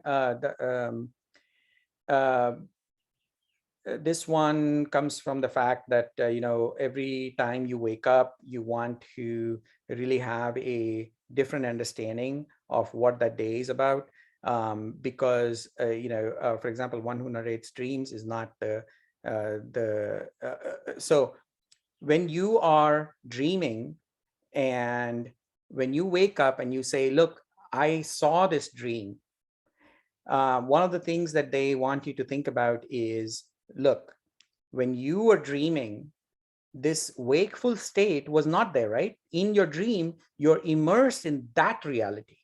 And, you could be in completely different world that your mind made up. And all the characters within there are your mind made up. And it could be a nightmare, it could be an amazing dream. But then you can narrate that when you wake up. The fact that you can narrate that when you wake up, even though the waker was not in the dream state, is that there is this third person, or fourth in this case, is the Turiya, or the self, or the consciousness, that is observing all of this, all of these experiences that you're having in the objectified world, right? So thus, I'm not the body. So slowly what happens is they call that these knots dissolve. So these are the knots that we have with the body experience, right? So they get dissolved, and these are we feel no different from the world. Then doubts are dissolved, and the effects of karma, you don't feel something is limited in you, and the effects of karma will also kind of go away. I as body belongings is not the unity, right? So that is not, so this is again continuing on the same field. So the knots get dissolved has a similar terminology in yoga, where they talk about chakra is broken, right? So they say, I went through this chakra and that chakra and all of that stuff. Like, if there's some expert here on the phone on this meeting, but they talk about these chakras breaking up, or the wheels that break up as you become experts in yoga. But really, from Vedanta's point of view, is that something about life's experience, the secret has been revealed. So this breaking has a Sanskrit term, bheda. Bheda also, has two different meanings. One is breaking, and the other is also like, a secret has been revealed to you. That's what that also means. But as you're going through this, right, when these concepts come across, there are going to be doubts, valid doubts to inquire into. Like, these are going to be something that you want to sit with, and eventually you want to dispel them, right? And eventually, really, they will dissolve on their own, because most of these do not have a specific answer. And things like, you mentioned self. Is self different from body? If different, is self responsible for karma actions, good or bad? If self is not the doer, is self different from consciousness? Like blah, blah, blah, blah, right? So there's like a series of them. I'm not going to go through all of them, but these are the same doubts that, we are kind of discussing. But the idea is that, like I said, you get the instruction. The instruction is told to you, look, you are an infinitude. You're not this limited self. Now, of course, you have doubts about it. And I do too. So the idea is you marinate yourself in that, right? Think about it, meditate about it, read about it, right? So, and then, that is eventually you realize that there is a benefit to thinking about the world in these terms, and that is going to help with your life situations, definitely. But it has larger meaning to it, and it brings you an automatic certain kind of a peace. You realize that, and that is very different from eating ice cream or chocolate or something, right? And slowly, these doubts will just kind of vanish on their own. So you kind of start answering those questions for yourself. I think James had an hands up. Oh yeah, sure. Yeah. Okay. Yeah, I have a doubt. Great. Yeah. I was just wondering if this is kind of like it sounds to me like a defensive psychology. In other words, Yes. you're always on your, yeah. So if it's a defensive psychology. No, a lot of people compare it to Stoicism as well, like Stoic. Right, but Stoicism is positive in that it always emphasizes the virtues, and you've said a lot of positive things, like when you were talking about the relationship between Atman and Brahman. There's a lot of positive moments in the philosophy, but at the same time, there's if people are sort of trained to fear objects. No, there's no fear here. So that could include other humans. So that's all. The idea of a defensive psychology. No. Actually, sorry, I said yes to something that I didn't mean. Yeah. No. The two fundamental things that they talk about is anger and fear. Everything results into these two states. We either run towards something and we run away from something. So you want to realize what causes that. And you want to be in a state where you let things happen and you don't let it impact you negatively or positively. You still act like, if there is fire that is happening in your house, you want to protect yourself, not out of state of fear. If somebody has stole money from you, you don't want to approach that in a state of anger. You want to approach it with, again, cool, calm mind. And that's one of the things that they're talking about. Okay. Who else is there? I think the angel and the DLJ. It's angels. Yeah, I just had a little quick question. Just in the text, the one that was kind of assigned, the Shri Brahma Vidya Shri Vada. Right.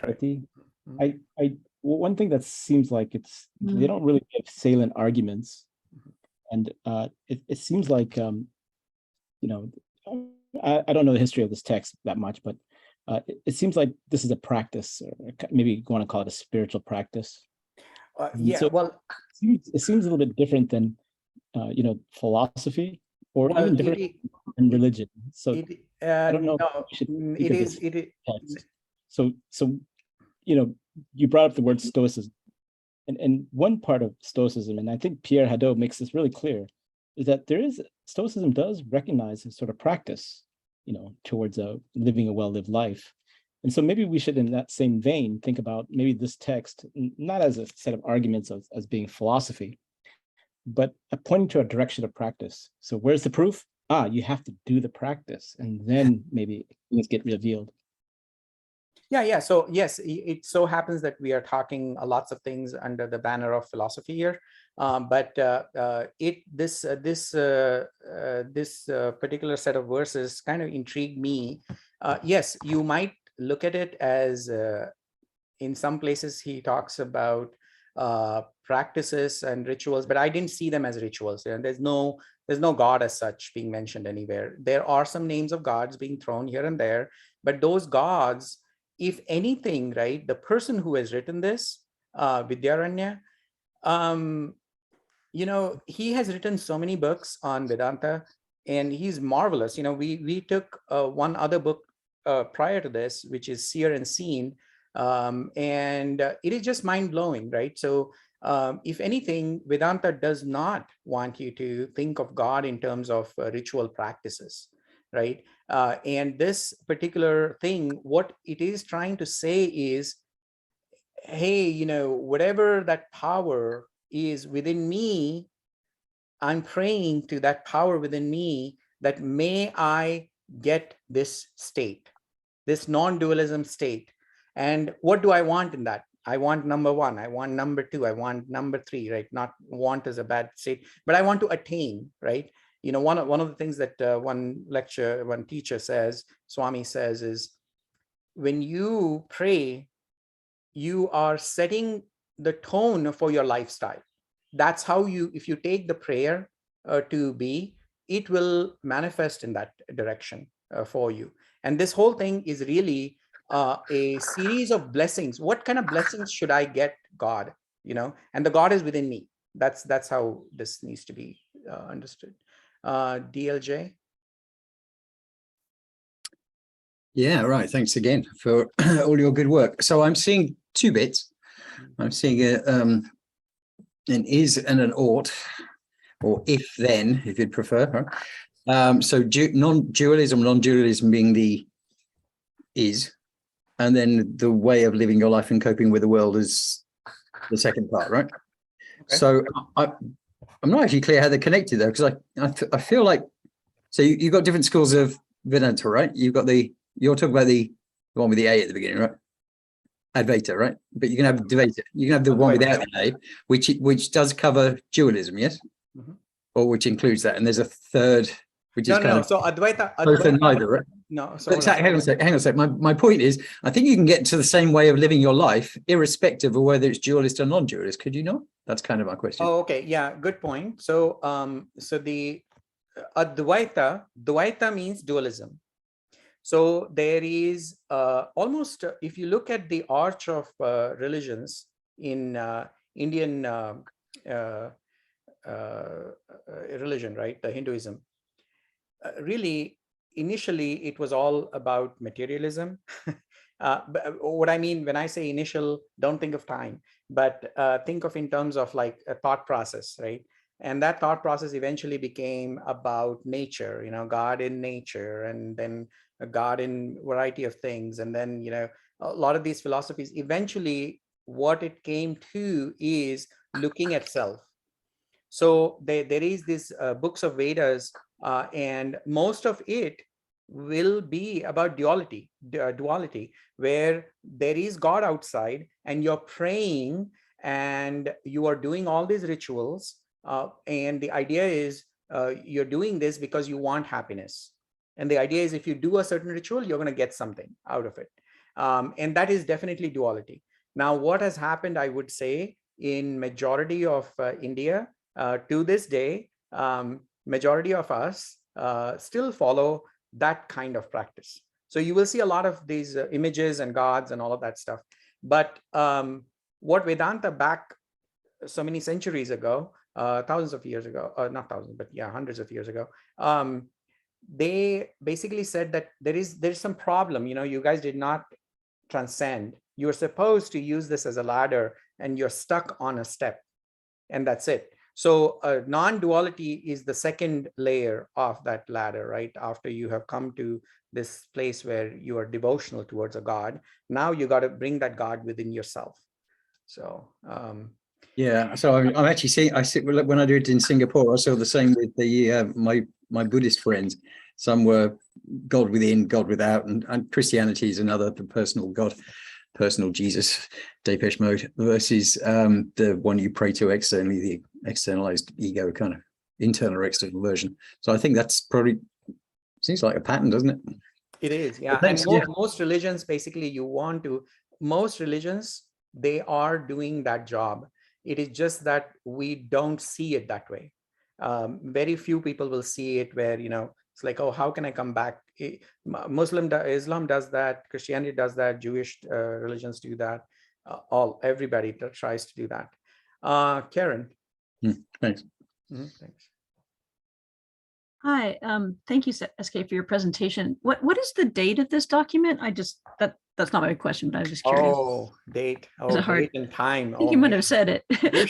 You should have waited for my slide that is coming up Oh, further okay. down. Because date is something that we don't believe in. Oh, okay. Okay, never mind. It's a Can you give us timeless, a rough date? It's timeless okay. document. No, Yeah.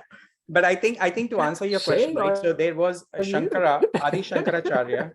Adi Shankaracharya was the biggest, like he's the one who kind of resurrected Hinduism in a new light when Buddhism came before that, and Buddhism basically revolted against Hinduism. And then Adi Shankaracharya said, wait, give me a chance, right? And then he wrote the whole new philosophy. Now, it was already there. He just presented it in a nicer form. And then comes all these other guys, right? Vidyaranya came later on. So I would say between 1300 and then later on in the 1600s and stuff like that, right? And Okay. Vidyaranya gives these other interpretations, which I think he's a master of this craft. He's amazing. Yeah.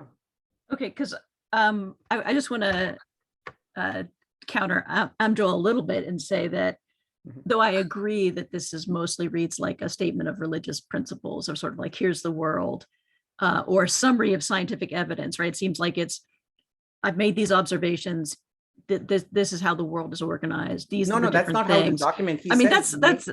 That's how it reads, right? No. But there are.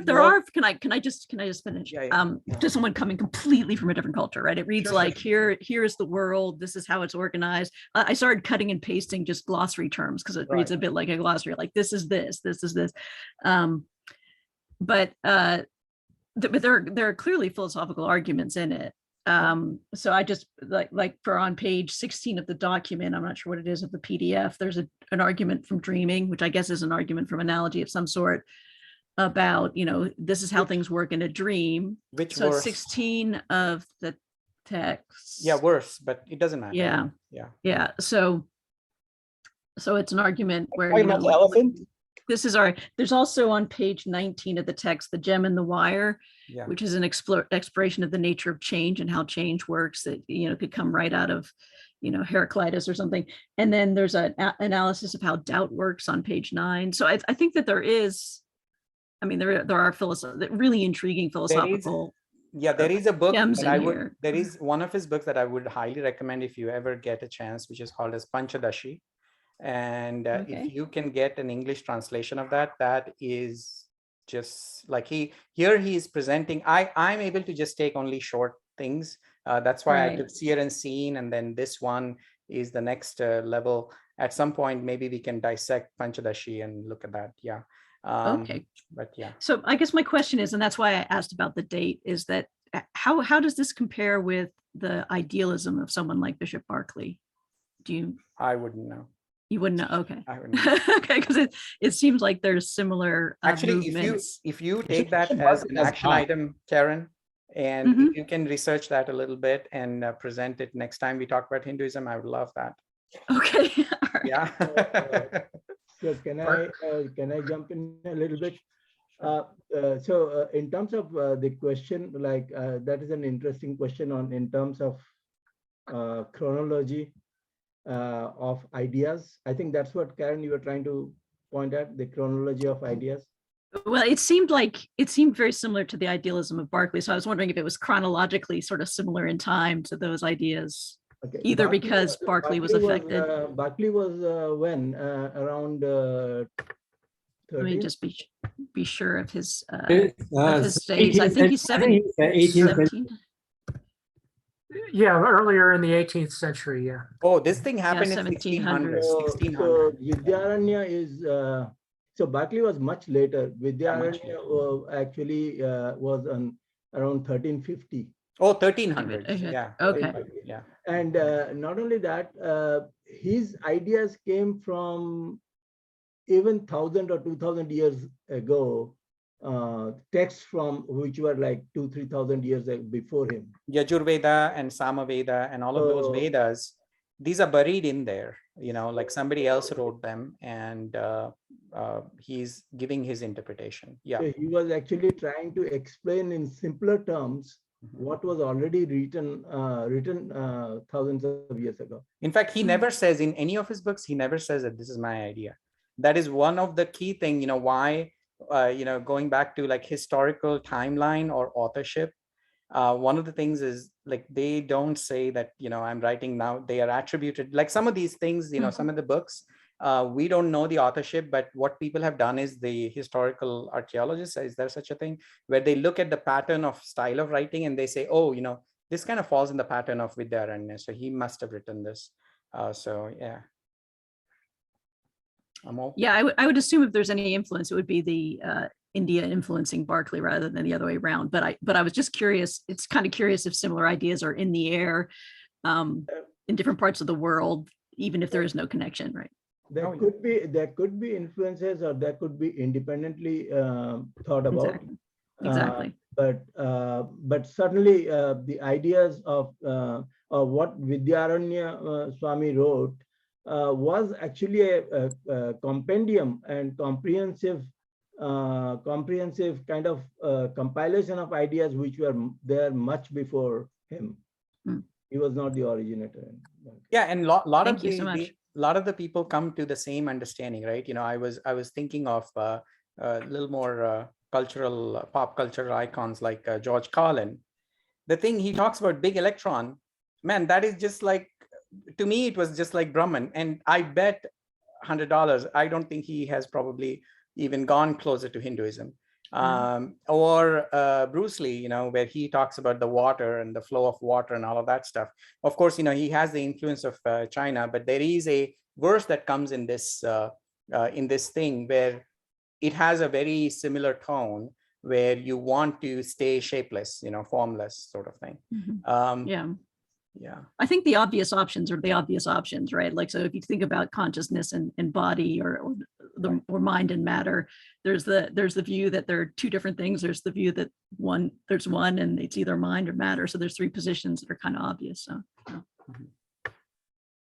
Amol? Do you go by Amol, by the way? Or no. Yeah, you can call me Amjol.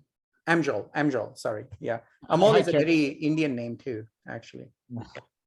My name is made up, so it's not. Oh, you just made up your name. Amjol. Okay. No, I didn't make it. That my parents made it up. Oh yes, see that's a very important observation. Yeah. We have no control over we cannot pick our parents, and neither can we pick our names. Yeah. And my last name is part of that world. Right. I know. Yeah. Go ahead. I hope, Karen, you're having a productive summer. But Karen, when you read a text like this, it seems to me there will be arguments, analogies and stuff like this, but no Indian philosopher would take this as serious arguments, because there's not a really structured sense of inferences being laid out. The reason is because I don't think it was purposed for that. So who are the audience for this text? Who would read this text? Who would say, yes, it's all ready for those who are on the path? So there's no strong sense of convincing me to be a follower of Advaita Vedanta. I'm already a follower. It's just already showing you what's going to happen when you get into these sort of samadhi states. What are the 7 types of samadhi states? What's going to happen? What are the causes and the effects? It seems to me so it's kind of revealing in that sense, but it's not for strict arguments against other, darshana schools out there. I don't see that as this text at all. And as far as comparing it with a Western thinker, Advaita Vedanta might be similar to maybe Spinoza, maybe closer to that, because Bishop Berkeley has God in the back. He always has God doing his background. Here, even the gods are constituted of Brahma.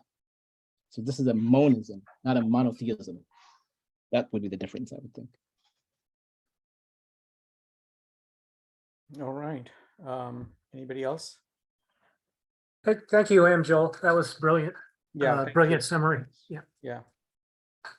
So that thank you. So I think thank you, Angel, to talk about this. So that's explain why, according to Angel, this text is not trying to convince you, right? Like all the Western philosophy writing are try to convince you that's the idea. This one is not the one to convince you. That's why I make it difficult to understand. That's just like my theory. I Well, find it. Mhm. Go ahead. Yeah, go ahead, James. What I find difficult is the idea in the text of following an instructor. The idea that you won't know anything just thinking and doing in the world. You'll have to find a guru. You have to find someone who knows the answers, and then pose your questions. When you become experienced at posing questions. So there's this idea that there's definitely a way, but the way is through this. I don't know if they call it a priesthood, but these guys obviously are professional.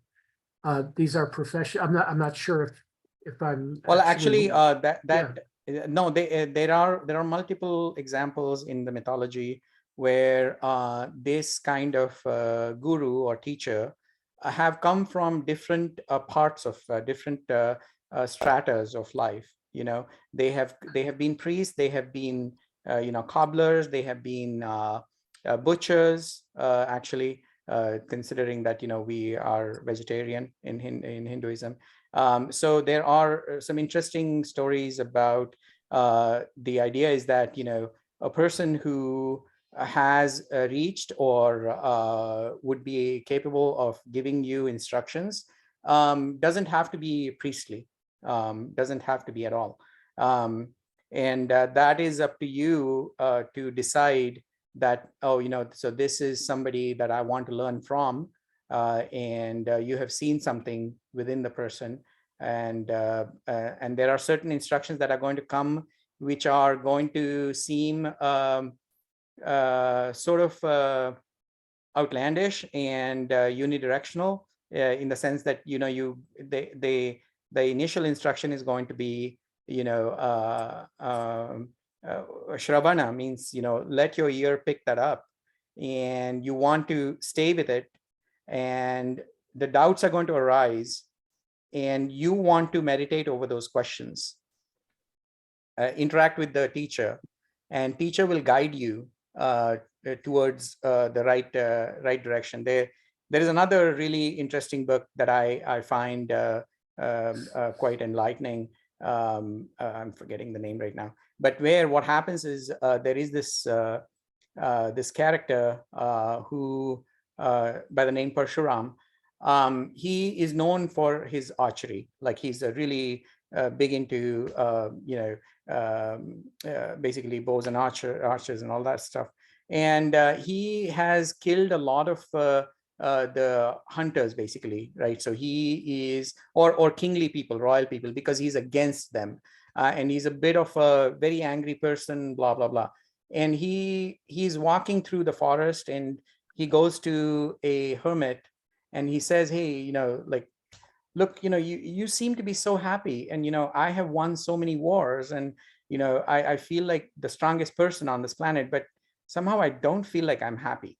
So what is the secret of your happiness? Because you don't seem like that as strong as me, but you seem to be very blissful. So he says, well, I'm not going to be able to tell you why, but there is this other person who lives at this XYZ place. You might want to go and talk to that person. And so he goes, finds that person, and that person says, aha, so you're looking for this. Okay, then I'm going to give you a mantra, and I'm going to have you worship this XYZ goddess. And you go do this. You have to say this mantra 152 times daily. So he comes with this regimen for him. And this poor guy goes and puts this goddess in front of him, and he does that every day. Years pass by, a decade goes by, and he's like, what the heck am I doing? So he comes back to this guy. It's like, why did you give me this goddess? This rock. I have no freaking clue what I'm doing. What am I doing? What is your guidance, guru, teacher? Tell me. And he goes, you're at the right place now. You are exhausted and tired, and now you are willing to come. This is that Anahat chakra, right? This is that heart chakra, where it is not about you wanting something from external object, but you are now truly, a true curiosity has developed. So a teacher can guide you through it, as against an exploratory nature of like, okay, I'm going to read this and it could just be an entertainment. And as a side effect, if I get happiness and this bliss that they're talking about, okay, great, that's bonus. But yeah, this is entertainment. This is just like any other philosophy book that I'm reading, right? So that is another, that can potentially happen when you are going on your own path, when you don't have that external guidance. And in Indian Hinduism, there is a very strong need for this teacher that they talk about. Yeah. So James, I think your question is very natural, and given the amount of frauds and cheats the gurus and swamis we have today, it's even more natural that someone like you and me would ask, what? You want me to get attached to this guy who I don't know and all that, and we have seen how many frauds and scams have been committed by these gurus and swamis. So it is very natural in today's world. But if I really look at from a logical point of view, when did I learn anything about the world worldview of my life? Was when I was a child and I lived with my parents, and my parents showed me by example, as I lived with them, the way of life, whatever that might be, good or bad. And it is that, to that extent, that a guru, a real guru, who is not a fraud or a scam, we would expect in the olden times, what we are talking about, people who were actually writing this stuff, were real philosophers and not frauds. Then if you lived with them, then you learn by experience, because in Hinduism, knowledge is not just a mental exercise, but actual experience. And asking questions through dialogues. In fact, the whole of Upanishads and Vedantas are full of dialogues, not someone preaching, but actually asking questions and getting answers. So to that extent, I hope you'll understand why a guru is necessary there. And I think Mitra, it's not just the fraud exists now. Frauds have always existed.